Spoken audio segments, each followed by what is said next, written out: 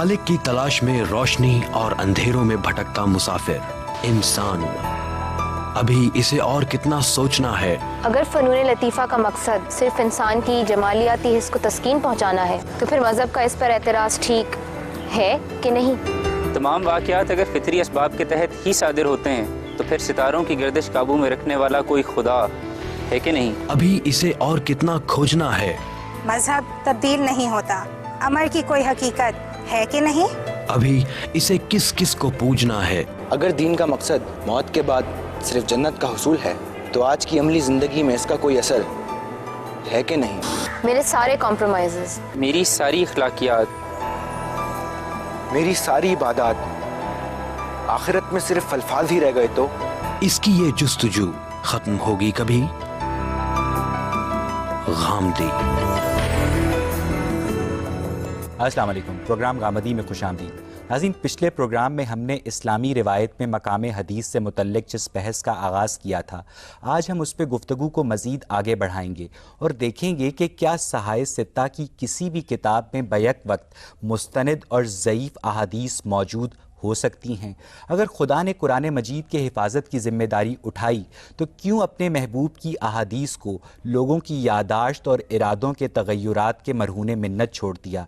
और क्या आज मुसलमानों में हदीस का तसव्वुर इत्तेहाद का बायस है या इंतशार की वजह? यही बहस हमारे आज के प्रोग्राम का मौज़ूए गुफ्तगू है। जी, आपका सवाल। हमदी साहब, इस्लाम में हदीस के मुकाम और हुज्जियत के हवाले से ख़ास तौर पर सूरत अन-नजम का हवाला दिया जाता है, वमा यंतिकु अनिल हवा इन हुवा इल्ला वह्युन यूहा। लेकिन गौर से देखें तो इन हुवा इल्ला वह्युन यूहा कि आप सल्लल्लाहु अलैहि वसल्लम की तमाम अहादीस वो सरासर सरापा वही हैं। तो आप सल्लल्लाहु अलैहि वसल्लम की वो हैसियत, ज़ाती हैसियत कहाँ गई? अगर सरापा है वो वही है तो आप सल्लल्लाहु अलैहि वसल्लम का वो मुकाम बतौर इंसान के, बतौर पैगम्बर के क्या है? और फिर अगर सरापा वही है तो फिर कुरान भी तो सरापा वही है। आपस में जो एक बारीक फ़र्क है उसको ज़रा वाज़ेह फरमाइए। नहीं, देखिए, बात यह है कि हुजूर दीन की हैसियत से जब कोई बात करते हैं तो या तो वो ऐसी बात होगी कि जो आपको वही के ज़रिए से उसी वक्त बताई जाएगी, या ये होगा कि पहले से जो वही की रवायत चली आ रही है उसको आप बयान कर देंगे, और या ये होगा कि आप इज्तिहाद करेंगे कि अल्लाह की तस्वीब उसको हासिल हो जाएगी। तो ये सारी बातें जितनी हैं फिर खुदा की तरफ से हो गई। तो ये सब ऐसे होता है दीन की हैसियत से। दीन की हैसियत से तो आपको अपनी तरफ से कोई बात नहीं कहनी होती, जो कहना होता है खुदा की तरफ से कहना होता है। अब उसके बाद शख्सी हिस्से को ले लीजिए, उसकी नहायत उम्दा मिसाल इमाम मुस्लिम ने बयान कर दी है। वो ये बयान करते हैं कि हुजूर जब मदीना तशरीफ़ लाए तो वहाँ लोग ताबीर नखल करते थे। ताबीर नखल का मतलब ये होता है कि खजूरों पर एक ख़ास तरह का पैबंद और गाबा लगाया जाता है जिससे उनका फल बहुत अच्छा आ जाता है। तो हुजूर ने कहीं जाते जाते उसके ऊपर तबसरा कर दिया कि अगर न लगाओ तो क्या फ़र्क पड़ता है। लोगों ने इसको दीन का कोई हुक्म समझा और इस पर उन्होंने अमल नहीं किया, यानी जो पहले से उनका चला आ रहा था एक तरीका, उस पर उन्होंने अमल नहीं किया। खजूर में फल भी नहीं आया खुदा के कानून के मुताबिक। हुजूर की खिदमत में गए, बयान किया, तो आपने कहा कि मैंने तो महज एक तबसरा किया था, मैं भी एक इंसान हूँ, और जब मैं कोई दुनियावी मामलात में राय देता हूँ तो उसको एक राय समझा करो। जब मैं खुदा की तरफ से कोई बात करता हूँ तो वो बात होती है जो मैं पैगम्बर की हैसियत से कर रहा होता हूँ। और फिर उसके बाद वो शाकार जुमला कहा जिसको इमाम मुस्लिम ने इन अल्फाज में रवायत किया है, अंतुम आलम बे अमूर दुनियाकुम, तुम अपने दुनियावी मामलात को मुझसे बेहतर समझते हो। तो ये जगह है जिस पे हुजूर ने ये बताया कि दीन की हैसियत से वही ज़ेर बहस आती है। यानी अगर आप दीन की हैसियत से कोई बात फरमाएंगे तो वो खुदा के इज़्न के बगैर, खुदा के हुक्म के बगैर कैसे फरमा देंगे? यानी फिर तो अपनी तरफ से दीन देने वाली बात हुई। फिर इसमें तो यही हो गया ना कि आप दीन और दुनिया की तफरीक कर रहे हैं कि दीन के मामलात कुछ अलहदा हैं जिसके मामले में आप सल्लल्लाहु अलैहि वसल्लम की राय वाकई एक हुज्जत रखती है, और दुनियावी मामलात एक ऐसे हैं कि जिनके मामले में आप सल्लल्लाहु अलैहि वसल्लम की राय हुज्जत नहीं है। तो फिर आप उनको किस तरीके से डिफ्रेंशिएट करेंगे? कौन सी बात है? रिसालत में आप सल्लल्लाहु अलैहि वसल्लम हमें दीन बताने के लिए आए थे, गाड़ी का इंजन बनाना सिखाने के लिए नहीं आए थे। तो हुजूर हमको जहाज़ बनाना सिखाने के लिए नहीं आए थे, एटम बम कैसे बनता है ये बताने के लिए नहीं आए थे। आप हमें ये बताने आए थे कि तुम्हारे सरों पर मौत मंडला रही है, तुम्हें एक दिन खुदा के हुजूर में जाना है, खुदा के हुजूर में पेशी के लिए तुम्हें क्या करना है, ये बताने के लिए आए थे। तो दीन और दुनिया की ये तफरीक तो हमेशा से कायम रहेगी। इसी वजह से हमारे यहाँ इनको दुनियावी उलूम कहा जाता है। ये जितने उलूम है, साइंस है, तिब है, इस तरह के जितने उलूम है, ये इंसान की ज़रूरत है, पैगम्बर इनको बताने के लिए नहीं आते। तो रिसालत में आप सल्लल्लाहु अलैहि वसल्लम ने खुद इसको वाज़ेह फरमा दिया। ये जो बात कही जाती है दीन और दुनिया की तफरीक, ये पता नहीं कहाँ से आ गई है हमारे यहाँ।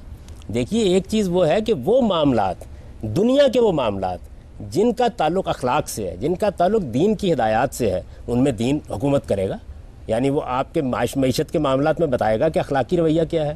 آپ کاروبار کیسے کریں، کاروبار کرنے کا طریقہ کیا ہے. یعنی ایک جو وزڈم ہوتی ہے کاروباری آدمی میں، وہ کہاں سے آئے گی. یہ ایک سیکولر علم ہے، اس کا دین سے کوئی تعلق نہیں. لیکن جب آپ کاروبار کرتے ہیں تو آپ کہیں کوئی غیر اخلاقی کام تو نہیں کرتے، آپ کم تو نہیں تولتے، آپ جھوٹ تو نہیں بولتے، آپ ملاوٹ تو نہیں کرتے. یہ دین آئے گا. تو اس کو اچھی طرح سمجھ لینا چاہیے کہ دین کا دائرہ کیا ہے اور دنیا کا دائرہ کیا ہے. پیغمبر سے ہم یہ پوچھنے کے لیے جاتے ہیں کہ ہمیں خدا کے سامنے جواب دہ ہونے کے لیے کیا تیاری کرنی ہے، اور اس کو وہ کامل شکل میں ہمیں بتا دیتے ہیں. ان کا اصل علم یہ ہے. اب جیسا کسی بھی علم کی جو بنیادی خدمت ہوتی ہے، بنیادی اس کی ضرورت ہوتی ہے، وہ دور کے تقاضوں کو مد نظر رکھ کے کی جاتی ہے. ہم دیکھتے ہیں کہ قرآن علوم ہے، ان کے اوپر ہمارے علماء نے، محدثین نے، فقہاء نے خدمت کی ہے. آج ہم دیکھتے ہیں کہ وہ ایک عروج کا دور تھا، اب زوال کا دور ہے. زوال کے دور میں ہم مجموعی طور پر پسماندگی اور ذلت کا شکار ہے. اس دور کے اندر ہم کس طریقے سے علم حدیث کی بہتر طریقے سے خدمت کر سکتے ہیں؟ دور زوال کا ہو یا دور عروج کا ہو، ہم کو اپنے دین پر عمل کرنا ہے، اپنے دین کو سمجھنا ہے، اور دونوں سطحوں پر سمجھنا ہے. عام آدمی کی سطح پر بھی سمجھنا ہے اور اہل علم کی سطح پر بھی سمجھنا ہے. جس طریقے سے صحت کے مسائل زوال اور عروج کے دور سے الگ زیر تحقیق رہیں گے، جس طریقے سے دنیوی چیزیں زیر تحقیق رہیں گی، اسی طرح دین بھی زیر تحقیق رہے گا. قرآن کی خدمت ہوتی رہے گی. آپ یہ دیکھیے کہ کتنی تفسیریں قرآن کی ہیں جو اس دور زوال میں پچھلے 150 سال میں لکھی گئیں. اگر آپ گنیں تو آپ کو معلوم ہو کہ وہ اس سے کم نہیں ہے جتنی اس سے پچھلے دور میں لکھی گئی تھی. اگر آپ یہ غور کریں کہ حدیث کے علم کی جو خدمت کی گئی ہے اور اس پر جو مصنفات وجود میں آئی ہیں وہ کتنی تعداد میں ہیں، آپ حیران ہوں گے. اس سے لائبریریاں بھری جا سکتی ہیں موجودہ زمانے میں. تو علم کا کبھی بھی آپ کسی خاص دور میں اس کو بند نہیں کر سکتے. اس کی ضرورت تو ہمہ وقت ہے. ہوا اور پانی کی طرح اس کی ضرورت ہوتی ہے کہ علم کی تحقیق ہوتی رہے، علم کی تنقیح ہوتی رہے. ہماری بدقسمتی عزیزم یہی ہے کہ ہم علمی تحقیق سے اور علمی تنقید سے واقف ہی نہیں ہیں. ہم صرف تنقید سے واقف ہیں. ہم جانتے ہی نہیں کہ یہی چیز ہے جو زوال کا باعث بن گئی. کبھی غور تو کیجئے کہ خدا کا یہ عذاب ہم پر آیا کیوں ہے. یہ آیا ہی یہاں سے ہے کہ تنقیدی رویہ ہمارے یہاں پیدا نہیں کیا گیا. ہم نے ہر چیز کو دیکھنا ہے. تنقیدی رویہ کوئی کسی چیز کو رد کرنا نہیں ہوتا، اس کا جائزہ لینا ہوتا ہے. کریٹیکل اپریسیشن پیدا ہونی چاہیے کہ آپ کسی چیز کا جائزہ لے کے دیکھیں. یہ طبعی علوم میں نہیں کر سکے تو آپ دیکھیے کہ دنیا ہم سے کتنی آگے چلی گئی. یہ دینی علوم میں ہم نے نہیں کیا تو دیکھیے فرقہ بندی اور انتہا پسندی کے کس افرید کی گرفت میں آ گئے ہیں. جس وقت آپ علمی رویے پیدا کرتے ہیں تو فراخ دلی پیدا ہوتی ہے، اس کے اندر شائستگی پیدا ہوتی ہے، اس سے تہذیب وجود میں آتی ہے. جب آدمی علم کی دنیا میں داخل نہیں ہوتا تو متعصب ہوتا ہے. جب داخل ہوتا ہے تو علم کی گہرائی اور وسعت سامنے آتی ہے تو پھر وہ عاجز بندہ بن کے کھڑا ہو جاتا ہے. ہم نے اپنی قوم کی یہ تربیت ہی نہیں کی.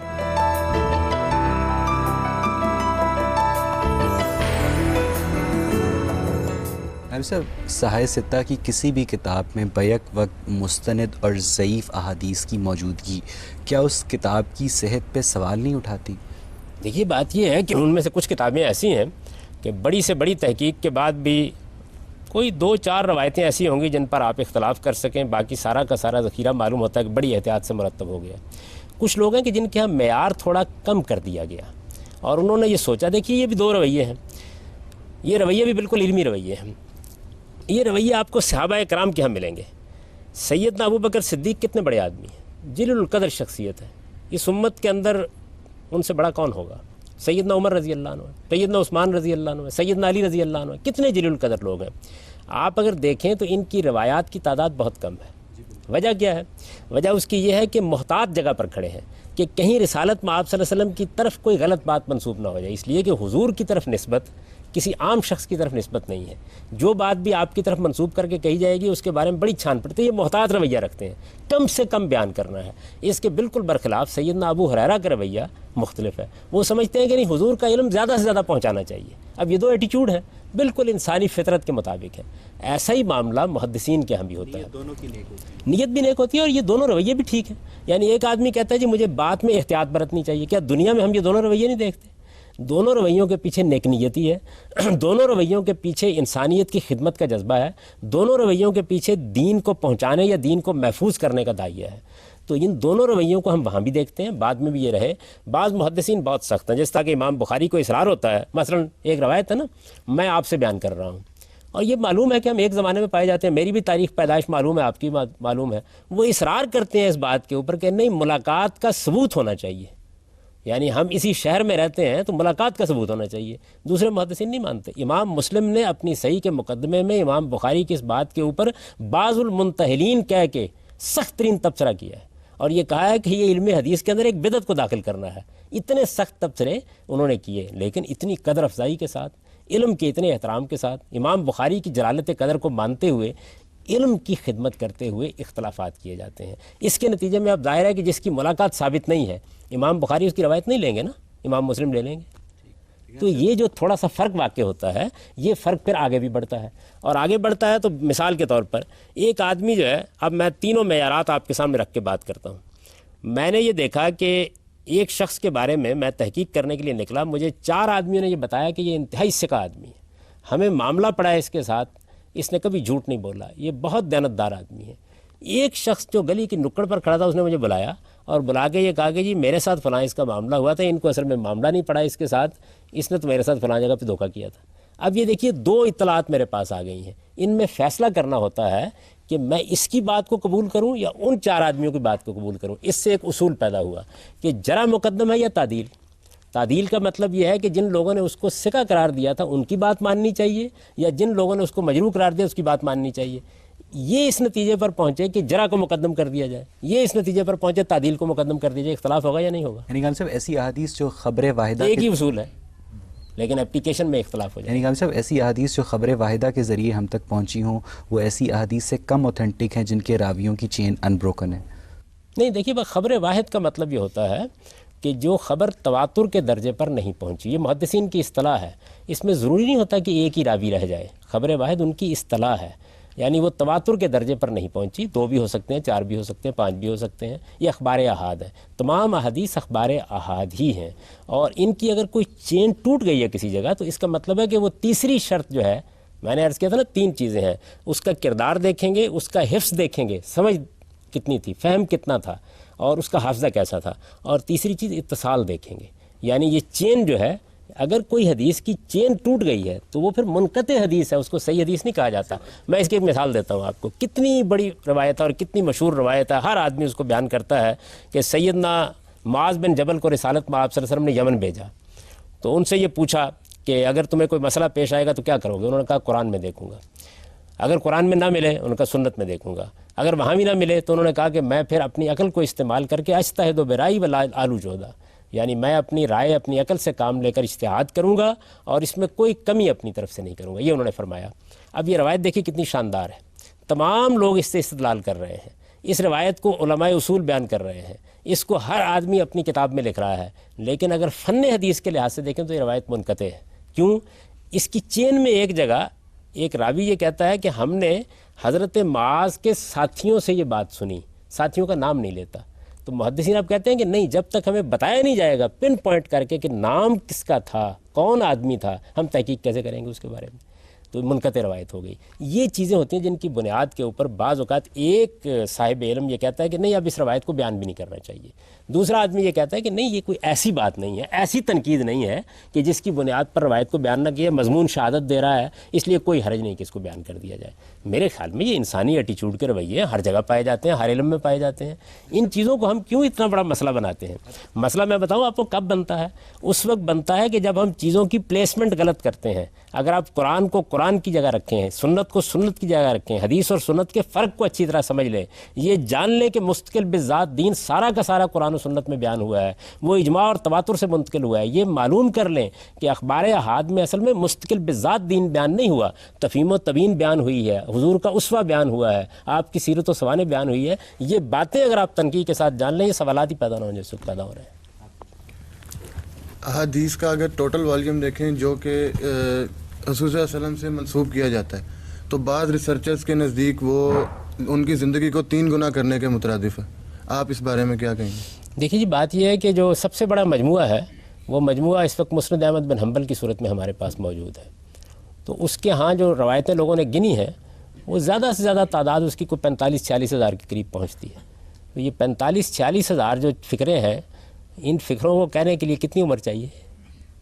میرا خیال یہ ہے کہ ایسی باتوں میں بہت مبالغہ ہوتا ہے. ان کی شاید مراد سارے محدثین کی جمع کردہ احادیث سے نہیں, میں تو کہتا ہوں سب سے بڑا مجموعہ یہی ہے. یعنی اس جتنے بھی باقی محدثین ہیں ان کے یہی روایتیں ہیں. اگر مسند احمد بن حنبل میں باقی محدثین کی روایتیں شامل کی جائیں تو چند 100 ہیں جن کا آخر میں ضمیمہ لگا دیں تو مکمل ہو جاتی ہے تعداد.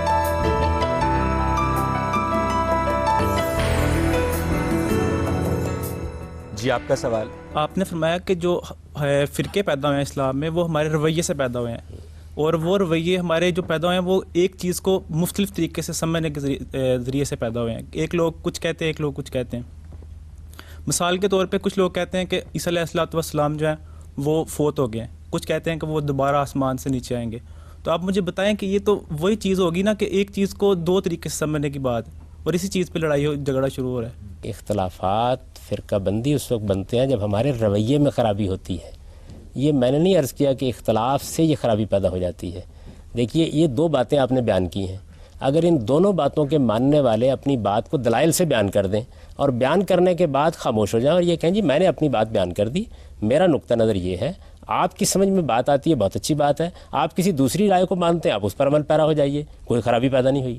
جب ہم اس کو جتھا بندی کا ذریعہ بنتے ہیں, دوسروں کی تکفیر کرتے ہیں, ان کو فاسق و فاجر قرار دے دیتے ہیں, ان کو دین سے نکالنے کی کوشش کرتے ہیں, اصل میں یہ خرابی ہے. تو یہ رویہ یہ چیز ہے. اختلاف کو اگر آپ ختم کریں گے تو آپ انسان کو ختم کر دیں گے. اختلاف ہی تو اصل میں تنقید کا ذریعہ بنتا ہے, اور تنقید ہی تو علم کے آگے بڑھنے کا ذریعہ بنتی ہے. یعنی اگر اختلاف نہ کیا جاتا, ارسطو سے اگر نیوٹن اختلاف نہ کرتا اور نیوٹن سے اگر آئنسٹائن اختلاف نہ کرتا تو آپ یہاں بیٹھے ہوتے آج. یہ اختلاف ہے جس کے نتیجے میں علم آگے بڑھتا ہے. اختلاف خرابی کا باعث نہیں بنتا. خرابی معلوم ہے کیا تھی؟ خرابی یہ تھی کہ ایک سائنسدان اور محقق نے یہ توجہ دلائی, یہ جو آپ عرصے سے مان رہے تھے نا کہ سورج زمین کے گرد گھومتا ہے, یہ بات ٹھیک نہیں ہے. یعنی پوری دنیا مان رہی تھی نا اس بات کو. اس نے یہ کہا نہیں, شواہد ایسے مل رہے ہیں جس سے معلوم ہوتا ہے کہ زمین سورج کے گرد گھومتی ہے. آپ اس کی اس بات پہ تنقید کرتے, آپ اس کے اوپر علمی مناظرہ کر لیتے, آپ اس کے اوپر کتاب لکھ ڈالتے. آپ نے کیا کیا؟ آپ کو معلوم ہے تاریخ میں کیا ہوا؟ اس شخص کو کٹارے میں کھڑا کیا گیا, چرچ کے بڑے بڑے زعماء بیٹھے, اس کے خلاف ایک پوری عدالت لگائی گئی, اور پھر اس کے بعد اس کے لیے سزا سنائی گئی کہ تم نے یہ بات کیوں کہی ہے. اور وہ یہ کہتا ہوا یہ رخصت ہو گیا کہ میں اپنی بات کا انکار کرتا ہوں سزا کی وجہ سے, لیکن بہرحال میرے انکار کرنے سے زمین سورج کے گرد گھومنا بند نہیں کرے گی. وہ تو ایک دنیاوی یہ رویہ تھا, یہ چرچ کا وہ رویہ تھا جس نے وہ بدترین نتیجہ پیدا کیا. یہ رویہ اگر نہ اختیار کیا جاتا تو کچھ بھی نہ ہوتا. یہ دنیاوی مسئلہ ہے جس کی آپ بات کر رہے ہیں, لیکن مذہب میں تو یہ ہے کہ ایک رسی کو آپ سب مل کے تھام لو تو آپ فلاح پا جاؤ گے. اب اس ایک رسی کا کون ڈیسائیڈ کرے گا؟ وہ رسی قرآن ہے. قرآن, لیکن رسالت میں آپ صلی اللہ علیہ وسلم نے اس کو ڈیسائیڈ کر دیا. حضور نے فرمایا یہ قرآن ہے, حبل اللہ الممدود من السماء الی الارض, یہ زمین سے آسمان تک اللہ کی تانی ہوئی رسی ہے, اس کو مضبوطی کے ساتھ پکڑ لو, اس کو مضبوطی کے ساتھ پکڑ لیں. دیکھیے اس سب چیزوں کے بارے میں حضور نے کتنی ہدایت فرمائی. قرآن دیا, کہا اس کو مضبوطی کے ساتھ پکڑو, یہ اللہ کی رسی ہے. اس کے بعد لوگوں نے فرقہ بندی کا جب آپ نے ذکر کیا کہ پیدا ہوگی, لوگ اختلافات کو فرقے بنائیں گے, بنی اسرائیل کی سی روش تمہارے اندر پیدا ہوگی. لوگوں نے پوچھا کہ اس موقع کے اوپر ہم کیا کریں, فیصلہ کیسے کریں؟ آپ نے فرمایا بہت آسان حل بتاتا ہوں, ما انا علیہ و اصحابی, میں اور میرے صحابہ جس طریقے پر ہیں اس طریقے کی پیروی کرنا. ہم اصل میں اس رویے کو اختیار نہیں کرتے. کیا کرتے ہیں؟ جو بات ہم نے سمجھ لی ہے, جس بات کو ہم نے اختیار کر لیا ہے, جو ہمارے پسند کے چند علماء کی رائے ہے, جو ہمارے اہل علم کہتے ہیں, اس کے بارے میں کچھ سننے کے لیے تیار نہیں ہوتے. یہ نہ سننا, یہ دوسرے کی بات کو صرف جواب دینے کے لیے سننا, یہ اس کے استدلال پر غور کرنے سے انکار کر دینا, یہ اپنے سے مختلف. میں آپ کو اپنا تجربہ بتاتا ہوں, یعنی مجھے زندگی بھر علم کا راستہ کہاں سے کھلا ہے؟ جب میں نے اپنے سے مختلف کسی بات کو توجہ کے ساتھ سنا ہے. ہم سننے کے لیے تیار نہیں ہوتے. تو یہ رویہ ہے جس کو میں نے رویہ کہا ہے. اختلاف تو خدا کے لیے ہونے دیجئے, اگر اختلاف ختم ہو گیا تو اس کے نتیجے میں تو دنیا ایک بند گلی میں کھڑی ہو جائے گی, جا کے علم آگے نہیں بڑھے گا. کیوں؟ میں اگر فرض کر لیجئے کہ قرآن مجید کی ایک بات آپ نے سمجھی ہے اور میں محسوس کرتا ہوں کہ آپ نے غلط سمجھی ہے, تو مجھے یہ حق نہیں حاصل ہونا چاہیے کہ میں یہ کہوں کہ دیکھیے آپ نے قرآن مجید کے سیاق کو نہیں دیکھا, سباق کو نہیں دیکھا, آپ نے غلط بات سمجھ لی. مجھے کہنا کیسے چاہیے؟ شائستگی کے ساتھ, میوچل ریسپیکٹ کے انداز میں، باہمی احترام کے ساتھ، ایک دوسرے کو مان کر، ایک دوسرے کی زندگی کی ضمانت دے کر. ہمارے ہاں تو اختلاف میں کسی کے لیے اب زندہ رہنا مشکل ہو گیا ہے. یہ ایٹیچیوڈ ہے، اس کا تعلق علمی اختلاف سے نہیں. غامی صاحب آپ نے کہا کہ قرآن مجید تمام مسلمانوں کے لیے رسی ہے، تو غامی صاحب اب جب قرآن مجید کی تفسیر کے اوپر، اس کی تشریح کے اوپر مسلمانوں میں اتنا زیادہ اختلاف ہے، یہاں تک کہ جو عربک اسپیکنگ کنٹریز ہیں ان میں بھی عربی زبان کے سمجھنے کے اوپر اتنا زیادہ اختلاف ہے، تو پھر مسلمانوں میں وہ اتحاد انتشار میں تبدیل ہو جاتا ہے. دیکھیے میں آپ سے عرض کروں کہ یہ بھی اصل میں سنی سنائی بات ہے. کس معاملے میں اختلاف ہے؟ میں یہ پوچھتا ہوں کہ مسلمانوں کے اہل علم میں توحید کے معاملے میں اختلاف ہے، آخرت کے معاملے میں اختلاف ہے، نبوت کے معاملے میں اختلاف ہے، رسالت مآب صلی اللہ علیہ وسلم کی حیثیت کے معاملے میں اختلاف ہے، نماز کے معاملے میں اختلاف ہے، روزے کے معاملے میں. ایک آیت کے اوپر پورا فرقہ کھڑا ہے. جن چیزوں پر فرقے کھڑے ہیں میں عرض کر چکا ہوں کہ اس کی وجہ در حقیقت انسانوں کے رویوں کی خرابی ہے، اور اس میں زیادہ تر وہ لوگ مبتلا ہوتے ہیں جن کے پاس اچھا علم نہیں ہوتا. دیکھیے کائنات خدا کی بنائی ہوئی ہے، قرآن خدا کا کلام ہے. آپ خدا کی بنائی ہوئی کائنات پر غور کا دروازہ کھولتے ہیں تو اس کے نتیجے میں عظیم سائنسی اکتشافات ہوتے ہیں. دنیا کے اندر ایک تہذیب وجود میں آتی ہے، اور وہ کچھ آپ کو ملتا ہے جس کا آج سے 200 سال پہلے کا انسان تصور نہیں کر سکتا تھا. خدا کے کلام کے بارے میں بھی اگر آپ غور و فکر کا دروازہ کھلا رکھتے ہیں، نئی نئی جہتیں سامنے آتی ہیں، آپ اس سے حظ اٹھاتے ہیں. قرآن کی 2 جہتیں ہیں. ایک اس کی جہت وہ ہے جس میں وہ دین بیان کرتا ہے عام آدمی کے لیے، بالکل واضح، اس میں ادنا درجے کا ابہام نہیں، کوئی اختلاف بھی نہیں ہے.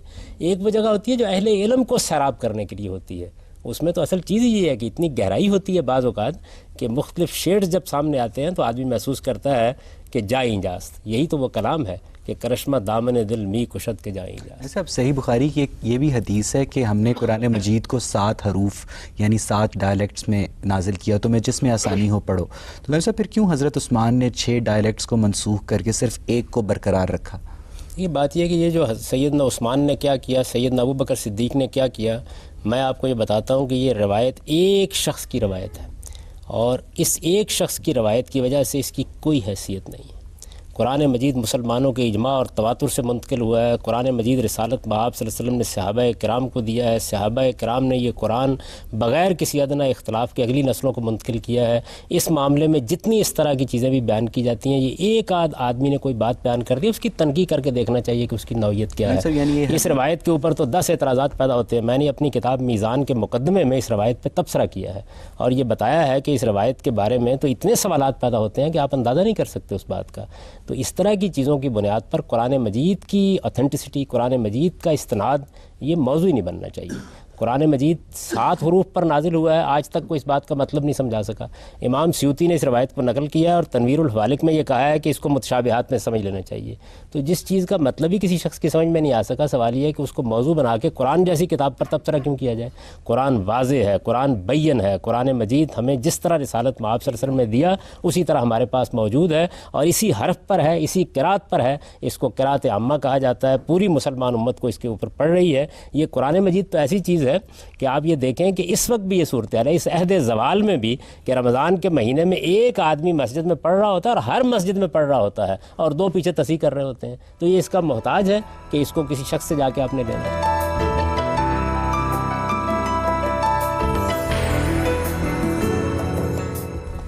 پچھلے دنوں خدا کے لیے فلم موسیقی کے حوالے سے کچھ احادیث کوٹ کی گئی تھیں جو کہ صحیح، لیکن بعض علماء نے کہا کہ وہ جو مفہوم اس میں بیان کیا گیا وہ اس کا اوریجنل مفہوم نہیں ہے حدیث کا، اس کا یوں ہے. تو کیا اس طرح اوریجنل حدیث کا جو اہمیت ہے وہ پس پشت نہیں چلی جاتی، جبکہ ایک عام آدمی کا انسانی سوچ ہے وہ اس کی زیادہ نہیں ہو جاتی اہمیت؟ یہ بات یہ قرآن کی آیت ہو یا حدیث ہو، اس کو سمجھنے میں اگر کوئی اہل علم اختلاف کر رہے ہیں، یا وہ یہ کہتے ہیں کہ اس کا اصل مفہوم یہ ہے، یا یہ کہتے ہیں کہ وہ اس سیاق و سباق میں بات کہی گئی ہے، تو آپ غور سے ان کی بات سنیں. جس کی بات آپ کو معقول لگے اس کو مان لیں. انسان کو اپنے علم کا دروازہ بند نہیں کرنا چاہیے. ہم یہ کیوں چاہتے ہیں کہ مذہب ہمارے سامنے بالکل اس طریقے سے آ جائے کہ جس کے نتیجے میں ہمیں کوئی غور و خوض نہ کرنا پڑے؟ ہمیں بھی غور و خوض کرنا چاہیے، ہمیں بھی سمجھنا چاہیے. مذہب ہمارے لیے ایک زندہ حقیقت ہونی چاہیے. ہم اس کے بارے میں سوالات کریں، ہم اپنے اشکالات وارد کریں، اور اس میں اگر 2 یا 4 آ رہا ہوں تو اپنی عقل کو آواز دیں اور جو بات معقول لگے اس کو مان لیں. پرسنلی جو فیصلہ کرنا ہے اپنی ذات کے لیے وہ مجھے اپنے علم کی بنیاد پر کرنا ہے. تو میرے نزدیک میں نے آپ کو ایک رائے بتائی، قرآن مجید کی ایک آیت سمجھا دی، کسی حدیث کے بارے میں اپنی ایک رائے بتائی، آپ غور کیجئے، بات سمجھ میں آ جائے قبول کر لیجئے، نہیں تو کسی دوسرے کی قبول کر لیجئے. آخر اس سے کیا قیامت آ جائے گی؟ میں تو کبھی آج تک اندازہ ہی نہیں کر سکا کہ اگر اختلافات کو ہم مخالفت اور اناد نہ بنائیں تو کبھی کوئی خرابی نہیں پیدا ہوتی. سر میرا سوال آپ سے یہ ہے کہ اجماع اور قیاس میں کیا فرق ہے؟ دیکھیے بات یہ ہے کہ قیاس تو یہ ہے کہ رسالت میں آپ صلی اللہ علیہ وسلم نے ایک حکم دیا یا قرآن میں ایک حکم بیان ہوا اور ہمیں کوئی ایسا مسئلہ پیش آ گیا جو بیان ہی تو وہ نہیں ہے لیکن جو اس کے اندر اصول تھا ہم محسوس کرتے ہیں کہ اس اصول کا اطلاق یہاں بھی کیا جا سکتا ہے تو اس کو قیاس کہا جاتا ہے. یعنی اگر منطق میں آپ ایک پریمیسز قائم کر لیتے ہیں تو ایک دوسرا پریمیسز اگر اس سے ملتا جلتا ہے تو اس سے ایک نتیجہ نکلتا ہے سلوجزم کے اصول کے اوپر, تو اس کو قیاس سے تعبیر کیا جاتا ہے. اجماع یہ ہے کہ کسی رائے کے بارے میں سب کا اتفاق ہو جائے. اجماع کی دو تعبیریں ہیں. ایک اجماع وہ ہے جس سے ہمیں دین ملا ہے, اس کا مطلب یہ ہوتا ہے کہ رسالت میں آپ صلی اللہ علیہ وسلم نے اپنے لاکھوں صحابہ کو دین دیا, انہوں نے لاکھوں نے کروڑوں کو منتقل کیا, وہ آج اربوں تک منتقل ہو گیا ہے, تو اس پر اجماع ہے, اس کو اجماع کہا جاتا ہے. یہ کوئی دینی اصطلاح نہیں ہے, یہ دنیا میں تاریخی ریکارڈ جب بھی منتقل ہوگا تو دو طریقوں سے ہوگا, اجماع اور تواتر سے منتقل ہوگا یا اخبار احاد سے منتقل ہوگا. دنیا کی ساری تاریخ اسی طرح منتقل ہوتی ہے. مثال کے طور پر یہ بات کہ علامہ اقبال ہمارے قومی شاعر تھے, علامہ اقبال نے پاکستان کی تحریک کے بارے میں ایک کردار ادا کیا, علامہ اقبال نے فلاں کیا, یہ باتیں وہ ہیں جو بالاجماع سب لوگ مانتے ہیں. لیکن علامہ اقبال کی بہت سی نج کی گفتگویں ایسی ہیں کہ جو کسی ایک شخص نے مثال کے طور پر ان کے کسی ساتھی نے بیان کی ہیں تو یہ اخبار احاد ہو جائیں گی. دنیا کی ساری تاریخ اسی طرح منتقل ہوتی ہے. تو ایک اجماع وہ ہے. ایک اجماع فقہا کی اصطلاح ہے, اس کا مطلب یہ ہوتا ہے کہ کسی معاملے کو زیر بحث لایا گیا اور آپ کی پارلیمنٹ میں اب جیسے اتفاق رائے ہو گیا یا علماء کے مابین اتفاق رائے ہو گیا تو اس کو اجماع سے تعبیر. ٹھیک ہے, آپ پوچھیں. اسلام میں احادیث کی روح سے تراویح کی کیا اہمیت ہے؟ اور ہم دیکھتے ہیں کہ مختلف جو فرقے ہیں ان میں تراویح کا جو اہتمام ہے رمضان میں وہ ڈفرینٹ طریقے سے ہوتا ہے. بعض 8 تراویحوں کا اہتمام کرتے ہیں, بعض 20 کا. تو ان میں سے کون سی صحیح ہے اور اس کی اہمیت کے بارے میں آپ کیا؟ اچھا سوال کیا آپ نے, اس سے بہت سی حقیقتیں آپ پر واضح ہو جائیں گی. دیکھیے بات یہ ہے کہ آپ کے یہ علم میں ہے کہ ہم پر 5 نمازیں لازم کی گئی ہیں, یعنی جو عبادات ہم پر لازم کی گئی ہیں ان میں نماز ایک اہم ترین عبادت ہے اور 5 نمازیں ہم پر لازم کی گئی ہیں. مجھ پر بھی ہیں, آپ پر بھی ہیں, ہر مسلمان پر ہیں. رسالت میں آپ صلی اللہ علیہ وسلم پر ایک زائد نماز لازم کی گئی تھی, یعنی ہم پر 5 اور آپ پر 6, وہ تہجد کی نماز تھی. یعنی حضور کے لیے ضروری تھا کہ آپ تہجد کا اہتمام کریں, ایک چھٹی نماز آپ پڑھتے تھے.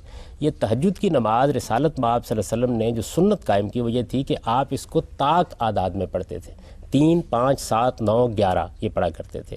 حضور کا عام معمول یہی تھا. آپ رمضان میں بھی اسی طرح پڑھتے تھے اور آپ غیر رمضان میں بھی اسی طریقے سے پڑھتے تھے یہ نماز. ظاہر ہے کہ رسالت میں آپ صلی اللہ علیہ وسلم کو پورا قرآن یاد تھا, تو آپ زیادہ سے زیادہ جو روایتوں میں آتا ہے 11 یا 13 رکعتیں پڑھتے تھے, اس سے زیادہ نہیں پڑھتے تھے. لیکن جن لوگوں کو زیادہ قرآن یاد نہیں تھا, یہ معلوم ہوتا ہے کہ انہوں نے غالباً یہ سوال کیا کہ کیا ہم زیادہ رکعتیں پڑھ سکتے ہیں, تو آپ نے تہجد کی زیادہ رکعتیں پڑھنے کی اجازت دے دی. اسی طرح ایک موقع کے اوپر جب لوگوں نے یہ کہا کہ ہم صبح نہیں اٹھ سکتے, تو آپ نے یہ کہا کہ اگر صبح اٹھنے کا اہتمام نہیں کر سکتے تم عشاء کے بعد بھی اس کو پڑھ سکتے ہو. یہ حضور کے زمانے ہی میں ہو گیا. اسی طرح حضور ہی کے زمانے میں یہ واقعہ بھی ہو گیا کہ ایک موقع کے اوپر آپ تہجد کی نماز پڑھنے باہر نکل آئے مسجد میں, اور آپ کے پیچھے لوگوں نے نماز پڑھی. 3 دن یہ معاملہ ہوا, تو اس طرح اس کی جماعت کا اہتمام کرنے کو بھی آپ نے مشروع کر دیا.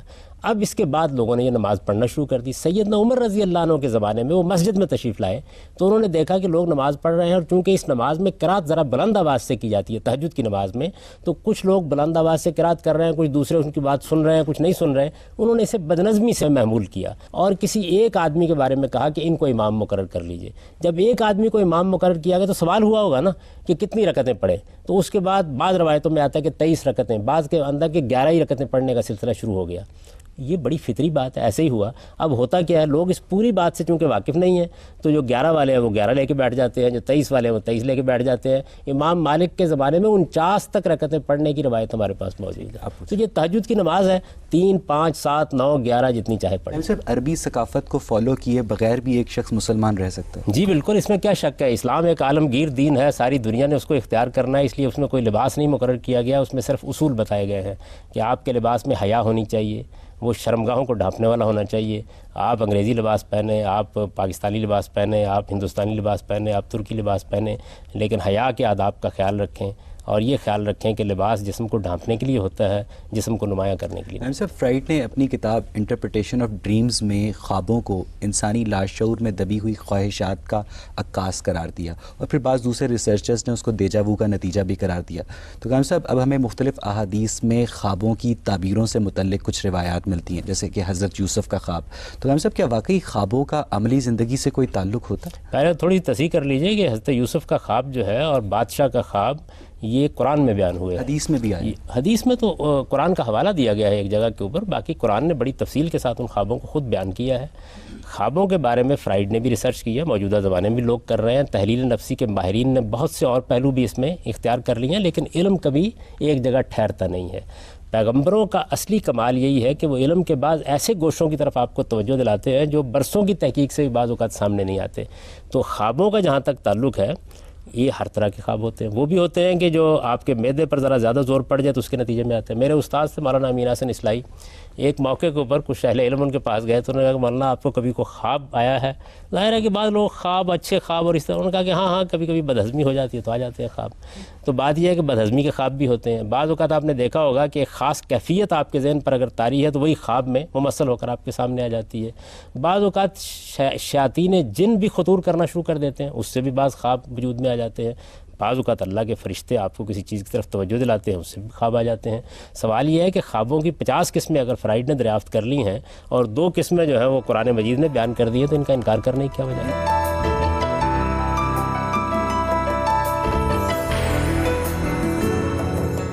صاحب خوابوں کا عملی زندگی سے تعلق ہوتا ہے؟ جی بعض اوقات ہوتا ہے. یعنی میں تو آپ کے بعد اپنے خواب ایسے سنا سکتا ہوں کہ جو حرف بھرف پورے ہو گئے. دیکھیے سیدنا یوسف کا خواب قرآن میں بیان ہوا ہے اور اس میں پوری خوابوں کی حقیقت بیان ہو گئی ہے سورہ یوسف میں. بادشاہ نے خواب دیکھا، اس خواب کو اپنے لوگوں کے سامنے بیان کیا. اب دیکھیے لوگ کیا تبصرہ کرتے ہیں، لوگ یہ کہتے ہیں کہ اضغاث و احلام، یعنی یہ تو گویا معلوم ہوتا ہے کوئی حدیث نفس ہے، یہ آپ کے اندر سے اٹھی ہوئی کوئی بات ہے. لیکن وہ بادشاہ کو جو خواب آیا تھا وہ ایک بڑا سچا خواب تھا. اس کی سیدنا یوسف علیہ السلام نے تعبیر بتائی اور جس طریقے سے انہوں نے تعبیر بتائی تھی بالکل ایسے ہی ہوا. تو اس وجہ سے خواب ایسے بھی ہوتے ہیں کہ جن کے ذریعے سے اللہ تعالیٰ خواب کو ذریعہ بنا دیتا ہے. مثلا قرآن مجید یہ بتاتا ہے کہ رسالت میں آپ صلی اللہ علیہ وسلم کو رویا دکھائی گئی کہ آپ مسجد حرام میں داخل ہو رہے ہیں. یہ ظاہر ہے ایک بہت بڑا واقعہ تھا جو آپ کی زندگی میں پیش آنے والا تھا، قبل از وقت دکھا دیا گیا. تو خواب تو اللہ تعالیٰ کے بھی ہمارے ساتھ رابطے کا ایک بڑا غیر معمولی ذریعہ ہے، شیاطین کے بھی ہمارے نفس میں اپنی بات ڈالنے کا ایک بڑا غیر معمولی ذریعہ ہے، ہمارے نفس کے بھی ہم سے کلام کرنے کا ایک بڑا غیر معمولی ذریعہ ہے. علم کو کبھی ایک دائرہ تحقیق میں بند نہیں کرنا چاہیے. فرائڈ سے استفادہ کریں جو اس کا فن ہے، انبیاء سے استفادہ کریں جو ان کا علم ہے. صاحب علم حدیث پر ریسرچ کرنے والے بہت سارے لوگوں نے کہا ہے کہ جو روایت حدیث ہے وہ ہم تک اجمیوں کی بدولت پہنچی جن کی مادری زبان بھی عربی نہیں تھی. تو کیا محدث اور مترجم ان دونوں کا عربی زبان پر عبور حاصل ہونا ایک الگ چیز ہے اور عربی زبان مادری ہونا ایک الگ چیز ہے؟ تو اس سے کوئی رزلٹ پہ اثر پڑتا ہے؟ نہیں، بالکل کوئی اثر نہیں پڑتا. دیکھیے بات یہ ہے کہ جن لوگوں کو زیادہ ضرورت پڑے گی وہی اس پر کام کریں گے. آپ دیکھیں عربی زبان کے جو بڑے بڑے زبان پر کام کرنے والے وہ بھی اجمی ہیں. اسی طریقے سے ہو سکتا ہے کہ انگریزی زبان پر کام کرنے والے لوگ آپ کو کسی دوسری قوم میں زیادہ ملیں. خود آپ اپنی اردو زبان میں دیکھیے، اس کے جو ابتدائی زبان پر تصنیفات ہیں وہ زیادہ تر انگریزوں کی مرتب کی ہوئی ہیں. یعنی لغت کے بارے میں، لینگویج کے بارے میں جو چیزیں ہیں ان کو دیکھیں تو اس کی وجہ اس کی بنیاد کے اوپر اصل میں تو علم کو علم کے طریقے پہ دیکھنا چاہیے. علم عجم اور عرب میں تقسیم نہیں کیا جاتا. بدقسمتی سے اس وقت بھی اسے مغرب اور مشرق میں تقسیم کر دیا جاتا ہے. علم انسانیت کی میراث ہے، اس کو ویسے ہی دیکھنا چاہیے. عربی زبان میں اگر کہیں کسی اجمی نے کوئی خامی کی ہے تو دوسرے نے اس کی اصلاح بھی کر دی ہے. اور میں تو یہ سمجھتا ہوں کہ جو لوگ کسی دوسری زبان کو سیکھتے ہیں وہ بعض اوقات فنی اور علمی معاملات میں اہل زبان سے بھی آگے بڑھتے ہیں. پروگرام کے شروع میں آپ نے ایک آیت پڑھی تھی جس کا مفہوم یہ تھا کہ اگر حضور صلی اللہ علیہ وآلہ وسلم تمہارے دنیاوی معاملات میں کوئی بھی بات طے کر دیں اور کوئی بھی مسلمان اس کو ماننے میں تنگی محسوس کرے تو وہ دائرہ ایمان سے خارج ہے. اس کے بعد آپ نے ایک حدیث بھی پڑھی صحیح مسلم کی کہ تم اپنے دنیاوی معاملات کو بہتر جانتے ہو. ایک طرف تو دنیاوی معاملات کے فیصلے کو تسلیم نہ کرنے پر دائرہ ایمان سے خارج کیا جا رہا ہے اور ایک طرف یہ کہا جا رہا ہے کہ تم اپنے دنیاوی معاملات کو بہتر جانتے ہو. یہ باتیں دونوں پیرلل کیا ایکسیپٹ کی جا سکتی ہیں؟ یہ دونوں باتیں بالکل الگ الگ ہیں. دیکھیے ایک یہ ہے کہ دنیاوی علوم کا دائرہ کیا ہے، اس میں پیغمبر کیا کام کرتا ہے، ایک چیز یہ ہے. اور ایک چیز یہ ہے کہ میں اور آپ اپنا کوئی نزاع کوئی جھگڑا لے کے حضور کی خدمت میں چلے گئے اور اس کا آپ نے فیصلہ سنا دیا. یہ دو الگ الگ باتیں ہیں. وہاں یہ دوسری بات زیر بحث ہے کہ میرے اور آپ کے درمیان ایک نزاع ہو گئی، ایک جھگڑا ہو گیا، زمین کا جھگڑا ہو گیا مثال کے طور پر. ہم اپنا مقدمہ لے کے حضور کی خدمت میں چلے گئے تو حضور کے فیصلے میں اور ایک عام قاضی کے فیصلے میں زمین آسمان کا فرق ہے. ایک عام قاضی کے فیصلے پر ہم جزا فضا کرتے باہر آ سکتے ہیں، ہم کہہ سکتے ہیں غلط فیصلہ کیا ہے، لیکن حضور کا فیصلہ جو ہے اس کو سر تسلیم خم کر کے مانا جائے گا. یہ ایک چیز ہے. اور یہ کہ دنیوی معاملات میں آپ کوئی علمی گفتگو کریں، مثلا کھجور کو پیوند لگانا ہے یا نہیں لگانا، چارپائی کیسے بننی ہے، ایٹم بم کیسے بنانا ہے، گاڑی کیسے بنانی ہے، موٹر سائیکل کیسے ایجاد ہونی ہے، یہ ہے امور دنیا. وہاں فیصلہ کرانے ہم چلے گئے ہیں اور حضور نے فیصلہ کر دیا ہے. سید نبی کریم صلی اللہ علیہ وسلم تو مدینۃ العلم ہیں، تو وہ ان کا علم کل ہے، تو دنیاوی اور دینی معاملات میں اتنا فرق کیوں رکھا گیا؟ ان کو تو ہر چیز کا علم ہے، اور وہ اور مسلمانوں کو سائنسی علوم بھی ان سے ملنے چاہیے تھے، اور ان کو مطلب طب اور جو مختلف علوم آئے ہیں اس سے زیادہ مطلب اس میں کسی قسم کا اختلاف نہیں ہونا چاہیے.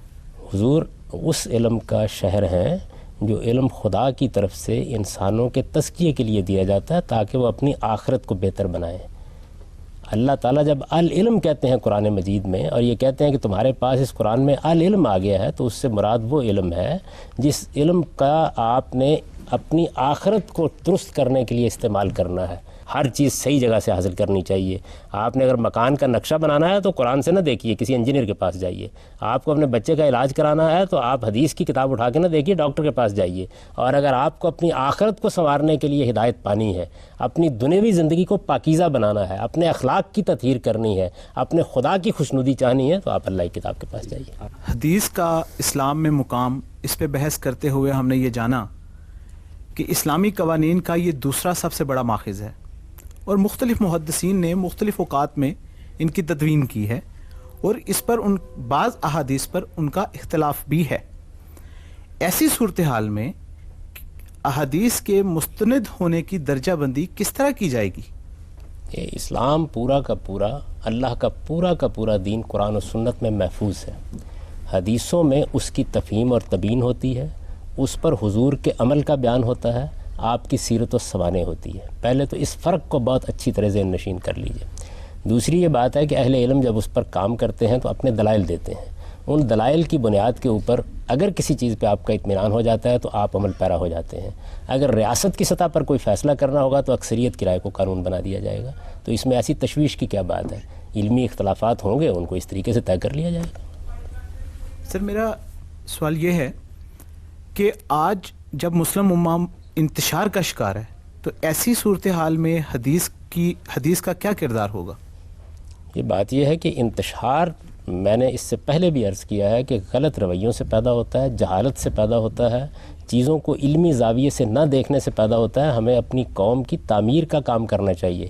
قرآن بھی کوئی کردار اس وقت تک ادا نہیں کر سکتا جب تک آپ لوگوں کو اس قابل نہیں کر دیتے کہ وہ علمی رویہ اختیار کر کے قرآن کا مطالعہ کریں. قرآن گھروں میں موجود ہے، ہر گھر میں موجود ہے.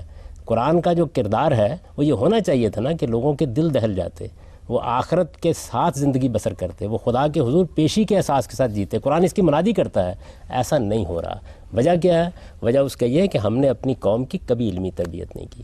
یہ اصل میں علمی تربیت کا نہ ہونا ہے جس کی وجہ سے ہم تحقیق کرنا پسند نہیں کرتے، کسی چیز کو اندر اتر کر نہیں دیکھتے، بہت ظاہری باتوں کی بنیاد پر آراء قائم کرتے ہیں، تضادات ڈھونڈنے کے لیے نکلتے ہیں، توفیق تلاش کرنے کے لیے نہیں نکلتے.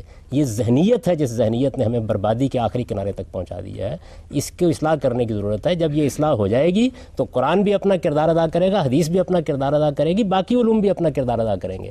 اس وقت تو دیکھیں سائنس بھی اپنا کردار نہیں ادا کر رہی ہمارے معاشرے میں. اس کی وجہ یہ ہے کہ ہمارا سائنسی ذہن ہی نہیں ہے. یعنی صرف سائنس پڑھا دینے سے کچھ نہیں ہوتا، ایک سائنسی ذہن بنانا پڑتا ہے. چیزوں کو کیسے آپ دیکھیں گے، تو مذہب کے معاملے میں بھی ایک سائنسی ذہن بنانے کی ضرورت ہے کہ آپ چیزوں کو دیکھیں گے کیسے. اور کسی چیز میں اختلاف ہو جائے گا تو اختلاف کو بیان کیسے کریں گے؟ اس کے اوپر پوسٹر چھاپیں گے، ہنگامہ کریں گے، احتجاج کریں گے، الزام لگائیں گے، بہتان تراشیں گے، جھوٹ بولیں گے، یہ کریں گے اس کے اوپر؟ یا سنجیدہ علمی گفتگو کریں گے، تہذیب کے ساتھ بات کریں گے، دوسرے کی بات سنیں گے، اچھے طریقے سے بات پہنچائیں گے. کسی کا موقف اگر طے کرنا ہو تو 1000 بار دیکھیں گے کہ اس کی بات کیا اور کیا نہیں ہے. اور یہ وہ چیز ہے کہ جس نے ہمیں بربادی اور پستی کے آخری مقام تک پہنچا دی. ناظرین، آج کی گفتگو کے ذریعے ہم نے حدیث سے وابستہ مسلمانوں کے ذہنوں میں راسخ کچھ عمومی غلط فہمیاں دور کرنے کی کوشش کی. ہم نے جانا کہ کسی بھی حدیث کو مستند سمجھ کر منوعن تسلیم کرنے کے لیے ضروری ہے کہ اس کے راوی قابل اعتماد ہوں، اس کا متن قرآن مجید کے مفہوم سے اختلاف نہ رکھتا ہو، محدث محدث اور مترجم کو عربی زبان پہ کامل عبور حاصل ہو اور زیر نظر حدیث اسلام کے عمومی مزاج سے لگا کھاتی ہو، اور پھر اسلامی قوانین کی تشکیل میں مستند احادیث کی اہمیت سے صرف نظر کیے بغیر قرآن و سنت کو مقدم رکھنے سے مسلمانوں کے تمام مکاتب فکر کے مابین ہم آہنگی کو زیادہ بہتر طریقے سے فروغ بھی دیا جا سکتا ہے۔ اس کے ساتھ ہی اپنے میزبان اویس اقبال اور پروگرام غامدی کی پوری ٹیم کو اجازت دیجیے۔ خدا حافظ۔